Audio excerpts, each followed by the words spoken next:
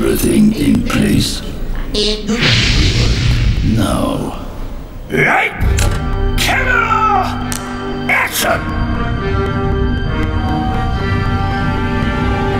I am the Emperor, and what now? I am the Emperor, and I have an offer for you. Sign up. Sign up and offer. If you join us now, you can have this unbelievably powerful weapon. The lightsaber! And what is it?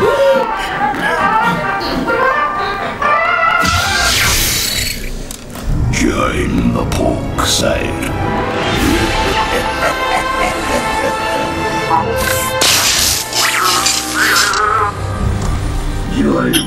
Let me adjust this. Oh, okay. All right. Thank you very much. Live from Machedo.com. Who's Machedo and Think Personal Branding. Today, the date is 15th December 2017. Time right now is 3:16. Okay. First and foremost, 4 announcements. First is, this is a spoiler-filled review, so don't be an idiot. Don't tell me that I didn't tell you. Second one is, timestamps are put down below. Check the timestamps. Each and every bit I have segregated it. Number 3 is, I spent more than 8 hours to research this. I watched the movie yesterday at 11:30, first movie, first day, first show.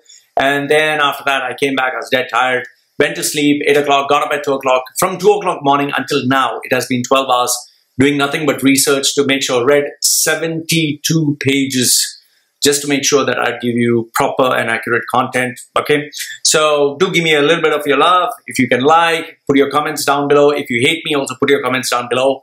And yes, for those of you who are generous, go to PayPal and contribute to my channel. That is $1, $5, $10, whatever. It always helps. Okay, so let's quickly move on to the review as to why, Star Wars, not Star Trek, Star Wars, The Last Jedi is an absolute utter disappointment. Okay, let's quickly start off with the interesting tidbits of Star Wars. Number 1, if you see the Jedi poster, the Last Jedi poster, look at it from far, close, just keep moving your eyes back and forth. You would see the mask of Darth Vader. I didn't believe this first, but once I started to look at it, I was like, oh shit, that's right. It looks like Darth Vader's mask. So that's point number 1. Point number 2 is, the movie is 2.5 hours long. 2.5 hours long. So it's 1 full hour, then another full hour, and half an hour. So in case you're planning to go late night show, don't do that. Drink plenty of coffee like this. Drink plenty of coffee. Make sure that you're fresh. Otherwise, you'll pay money for a ticket and you'll end up sleeping. My girlfriend went, no, so what am I saying? My wife went and slept in the cinema hall. Also, do something like what I always do. Take lots of nuts, eatables, munchies, stuff, even a Red Bull, put them all in a bag. You'll save some money and then go to the theater. I always take it. Nobody checks me because they look at my face. They think Darth Maul. Okay. Interesting tidbit number 3. This movie is, they have actually divided men versus women. So it's like the men are stupid, reckless, impulsive, and macho, always doing the stupid things. While women, for the first time in the history of cinema, are portrayed as leaders, mature, level-headed. Not that women are not, but you don't get that in movies. So smart strategy, Mr. Director. What's his name? Rian Johnson. Very smart guy. Okay. Kylo Ren and General Hux are portrayed as spoiled brats, while the Resistance, Poe and Finn, they are confused as swashbuckling wannabes. Yeah, they go this way and they just, try to prove might is right without having a strategic decision. Okay. So interesting tidbit number 4. 4 is, for the first time ever, first time in history, you get such a big blockbuster positioning an Asian American, Asian, remember that part. And that also, she's not beautiful. She doesn't have beautiful breasts and sexy figure. And they focus on the character of an everyday Asian girl, normal Asian girl who doesn't look very sexy, very hot, just normal, average. And she occupies the central spot in the movie. She's actually the very important character in the movie. That was really surprising. And throughout the movie, she doesn't put makeup. She doesn't try to look sexy. although in the interviews now she's putting enough and more makeup. She looks normal, you know, just like an average, very, very, very average, not so good looking, not so attractive girl. And she takes the main center stage. So that's actually a very smart decision by Disney, because pretty sure they want to focus on the main revenue, that is the Chinese market. That's where the main money is. So smart strategy, Disney. Okay, point number 5. Luke Skywalker is this grumpy old man, and he spends his time being alone. The reason he spends time being alone is because when he decided he would train a Jedi, his nephew apparently turned out to be Kylo Ren. And then one day he decided to go into his brain and find out, oh, he's going to be a bad guy. Then he takes out his sword and is thinking of killing him. Exactly when he's thinking of killing him, Kylo Ren wakes up and he takes out his sword, you know, that lightsaber, and they go. And then, what do you say? Luke Skywalker realized, I made a mistake. So he decided never to train anyone. He's pretty upset and disappointed. And Ren spends the first half of the movie convincing him, come back, teach me the religion of the Jedi. They officially say it's a religion. Religion of Jedi. They have religious books and a religious kind of like chapel and all that stuff. And she's trying to convince him. Okay, that's point number 5. Point number 6 is Laura Dern, who normally is very attractive during interviews and other things. There she's dressed up. She plays the role of Vice Admiral Emmeline Holdo. Okay. And she has this purpley hair, and I don't know, they could have put something more. I mean, to make her look like super cool, or, you know, the George Lucas-y kind of like effects. Instead, they just made her look like an old lady. And, you know, it's like as if they didn't have any costumes remaining. They just gave her whatever was left, and that was it. Purple, you know, disheveled hair and just costumes. So I couldn't understand that.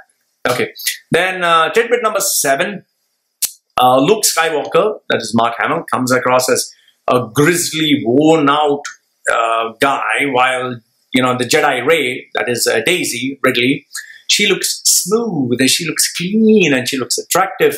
And the best part, and the most distracting part, was sparkling white teeth. You know, it's so distracting. It was like Dwayne "The Rock" Johnson smiling. So she looks so cute and so fresh and so nice, while Luke Skywalker looked like, you know, he got mauled by a grizzly bear, you know. It kind of brought back memories when Luke Skywalker looked like her, and Yoda was this old teacher. So it kind of brought back memories. Okay, so this is the interesting tidbits. Now, coming to the part of, is it worthwhile watching? Okay, is it worthwhile watching? Is it actually worthwhile watching? Wait, let me just put a timestamp. Okay, is it worthwhile watching? Now, what are the parts I liked of the movie?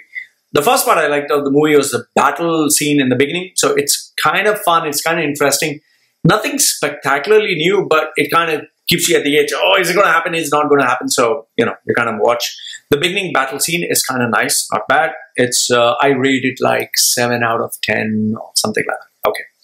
Then the part that is worth watching is Snoke, I hope I got his name right, Snoke's Throne Red Room. Wow, that was amazing. That was like a cool room. It was like, I wish I had that room. You know, it's like the whole thing is glossy red and glossy black, and you can literally see your face down as you walk, and you have those red armored guards that look like, you know, shiny neon red, not neon red, but really reddish red, you know, like bright red. And then they have these red weapons, and so it's a sight to behold. I'll tell you that. It is. I wish I had a room like that. It was that cool. So that's must watch. The part to really watch, part number 3, is the final battle scene towards the end. You know, you have the salty planet where everything is salted, and when you move the salt, it's like crimson red. It just jumps as if the planet is bleeding. You know, and it's really it really looks nice. It's like when you move to the planet, it's like your footprint can be seen red, red, red. So it's kind of like you put powder everywhere or salt everywhere, and then you discover the red. So that was really kind of nice, the final battle scene. Point number 4 is the good old memories, okay? For those of you who have spent like your whole life, like me, I'm an oldie, I'm 40 years old. For those of you who have seen these movies from the time that you are pretty young, this movie has glimpses of a lot of these old memories brought back. In fact, when I went to the theater in Samui, that is where I stay in Thailand, you'd be surprised. All the people, there were only 10 in the theater, I think 10 or 11. The 10 or 11 who were there in the theater, all of them were old men. Okay, they were in their 50s, they were in their 60s. So you can imagine what kind of audience was there. So the reason why they watch it, because it brings back old memories. So what were the old memories? Number one was Yoda Strikes Back. There's Yoda who comes again. And this time, director Rian Johnson does something pretty smart. He does not use the CGI which George Lucas used, which I didn't understand why. As you evolve, you need to evolve with your character. So, I don't know, some crazy fans felt you should always have the puppet Yoda. Oh, well, really? I don't know. Okay, fine. So he went back to creating a Yoda puppet and instead of a CGI. So, well, okay, it kind of brought back memories. Okay, and even the movie apparently was taken on a film and not digital. Okay, so Yoda Strikes Back. And he was there for some time with, Luke Skywalker. So it kind of brought back the memory. The second one, which was really powerful, was Help Me, Obi-Wan Kenobi, You're My Only Hope. In 1977, when R2-D2, just put the holographic image of Princess Leia on the hologram. You saw Skywalker seeing it for the first time, falling in love. So 40 years later, in the Millennium Falcon, the same thing happens. We see the same hologram image. We see Mark Hamill, we see R2-D2, and Help Me, Obi-Wan Kenobi, You're My Only Hope, the exact same hologram. So that was really nice. Then you get the circle of life that I was speaking to you about. It's like when Luke was young, he went to Obi-Wan Kenobi and he learned the secrets of the Jedi. So now you have the baton kind of passed on to where Ren comes and learns from Mark Hamill, and now Mark Hamill is old. That time Obi-Wan Kenobi was old and Mark Hamill was young. Now Mark Hamill is old and Ren is young. So, it kind of brought back good old memories. Point number 4 in terms of memories was you have Yoda, Chewbacca, R2-D2, CP3O, all of them in these scenes together. So yeah, I felt, yes, their presence was necessary to kind of bring a closure because, the next point number 5 is Carrie Fisher's death. She's no more.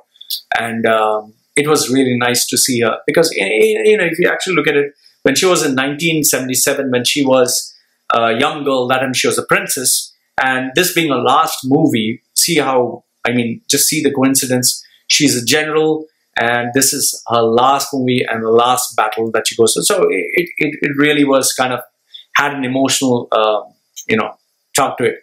Then the next point was the humor. Oh man, the humor was not funny, but it was nice for it to be there. Like, for example, Poe jokes with General Hux right in the beginning. That was kind of funny. He puts him on hold.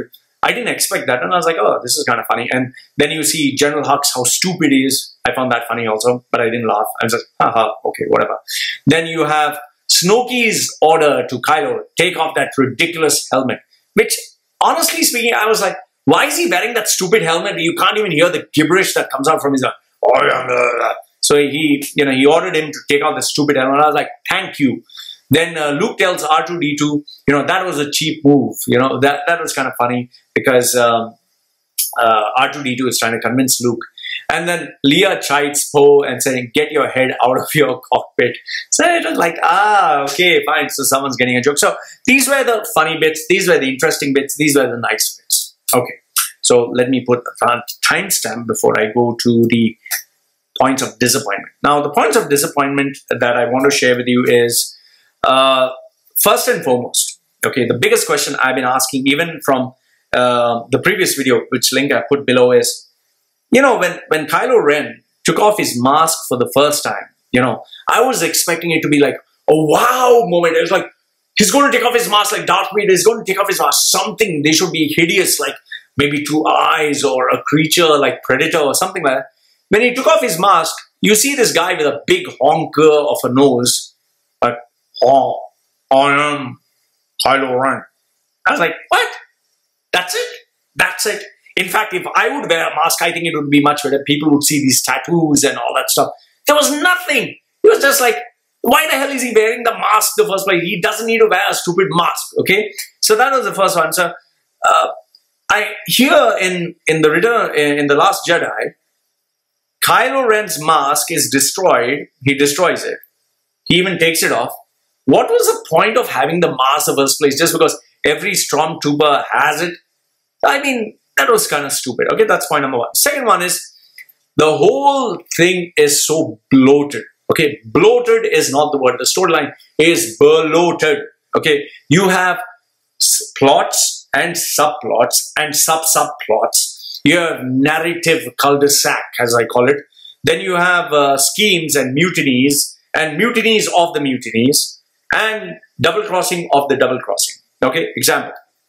You have General Snoke, you know, the Emperor Snoke or whatever, the big guy. He is asking Kylo Ren to double-cross the good side and go into the bad side. And then Kylo Ren double-crosses him to go to Ren. And then he double-crosses Ren to go back to, you know, being the bad guy. I mean, what the hell is going on here? Okay. Then you have, you know, Poe, who double-crosses Laura. And then he double-crosses her only to go back. I mean, what are you doing? What are you doing? So there are so many loose ends. So I just feel this whole thing got bloated off like crazy. Now, this is a big question that you will ask if you have common sense, okay? Here you have one rebel vehicle, small one, and you have the entire evil armada with millions and billions, not billions, millions and millions of ships, guns and everything. And they keep telling them, oh, dwindling fuel, okay, dwindling fuel, okay, dwindling fuel. Why can't you have just the whole bloody, you know, take 10,000 guns and start blasting them, or having, you know, all the ships surrounding them? No, he's just standing there behind. Oh, let's wait until the fuel gets over. Let's wait. Oh, let's wait. And you waste 2.5 hours just doing that shit. It's so stupid, man. Come on. And they keep repeating, they are dwindling fuel.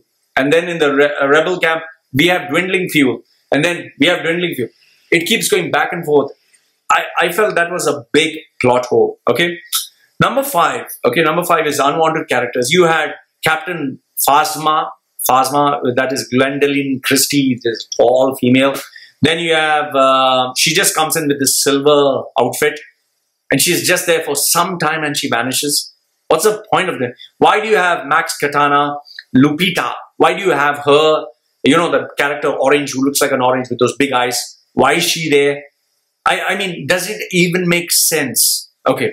Then you have this part of drinking blue milk. You have, you know, Luke Skywalker going to a Nessie-like bird creature with his big breast nipples, and he drinking milk from an animal that looks like a half dog, half seal, half penguin. Okay, well, fine. Okay, maybe if I was in the galaxy far, far away, I'd be drinking, maybe not a cow's, you know, nipple. Maybe I'd be drinking some other animal's nipple. But what's the point of doing that? Why are you doing that? To show that he's surviving the wild? Then you have the Casino Royale, you know, kind of this thing. They are in this casino. These heroes, they go there. And then it turns out to be a red herring. Nothing is there. What was the point of that?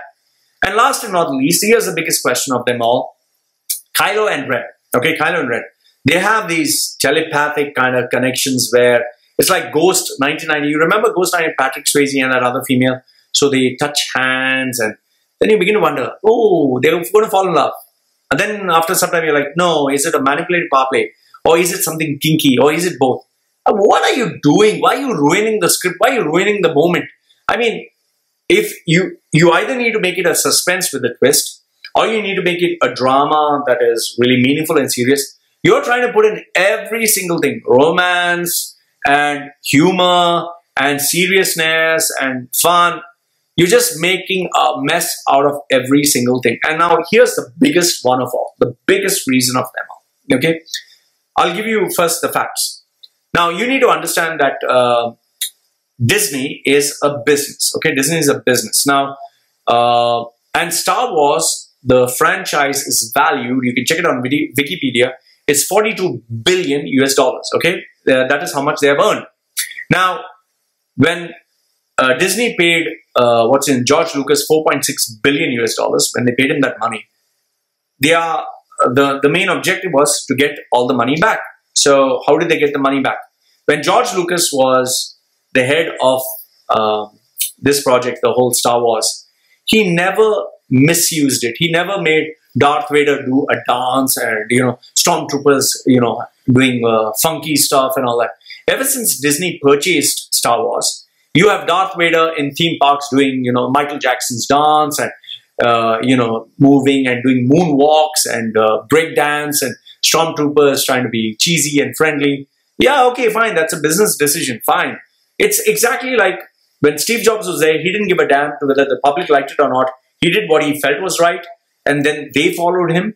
You had someone who created something, and ever since Tim Cook took it, he just focused on making the phone a little bigger, a little smaller, a little pink, little brown, little one feature, and then showing ads to make it look so amazing, which is why I discontinued Apple after 9 years. Disney is doing the same thing. It's just trying to encash on every single Star Wars movie franchise. And that is why if you see all the reviewers with major followings, they all have put an amazing review. Wow, it was so touching. It was so amazing. I was like literally, I'm not joking, I was literally playing my game. I was playing Plants vs. Zombies on my phone. I was looking and I was like, this is so boring. My wife went off to sleep. She was, and then she moved her head this way. I mean, come on, man. 2.5 hours. Instead of 2.5 hours, you could have reduced it to maybe 1.5 hours. You could have made it more compact and really nice. Instead, you just messed it up. Okay? So, moment of truth. Okay, moment of truth.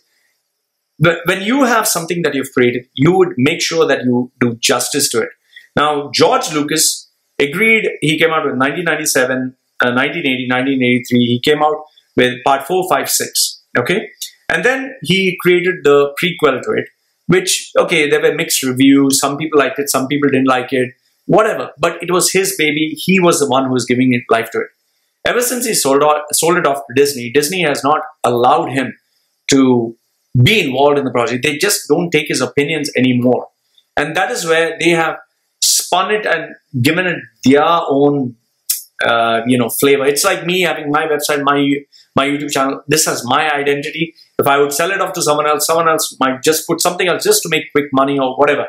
So it loses that originality. So I feel this is what has happened. And I really went to see The Last Jedi with a very open mind, with a very neutral mind, not to criticize, but once again, very disappointed. I would say it's not that bad, but it's definitely better than Thor Ragnarok. Thor Ragnarok, which was totally crap. They ruined it. It should have been serious. They made a mockery out of that movie. In this one, I felt they tried to put all the elements of trying to make it funny, sad, interesting, humorous, twist, suspenseful. They put too many things instead of giving it the same flavor as it did have. Creativity, not too many. Yes, there are some nice creatures. I especially liked the BB-8, BB-9E, that is the black ball. That was kind of Benicio del Toro as a DJ. That was good. You have the Chickmunks, that is the Pogs. Yeah, Porogs. The Caretakers, which are pretty good. And the Crystal Foxes, which were there for some time, but there was not much there. And also those big horsey-like creatures, which is pretty good. Supreme Leader Snoke, the CGI baddie played by Andy Serkis. Fantastic, as always. So, yeah. So, these are a couple of things. But overall, Star Wars The Last Jedi is a disappointment. Now, that's actually what I feel. And I gave Star Wars in my review, which the link is down below. I give it a 4 out of 10. So, that's what I feel. I don't know how and why reviewers are giving it such a high rating, 94%, perfect. It's simple. Disney's paying them shitloads of money. That's why they are giving it such a high review. Personally, it's a flop. It's a waste of time. Don't watch it. It's a disappointment. So, Lloyd from Machedo.com, who's why Machedo Think Personal Branding, giving you his version of the review. Let me know what you think. Love to hear from you. This is Lloyd Machedo saying, good.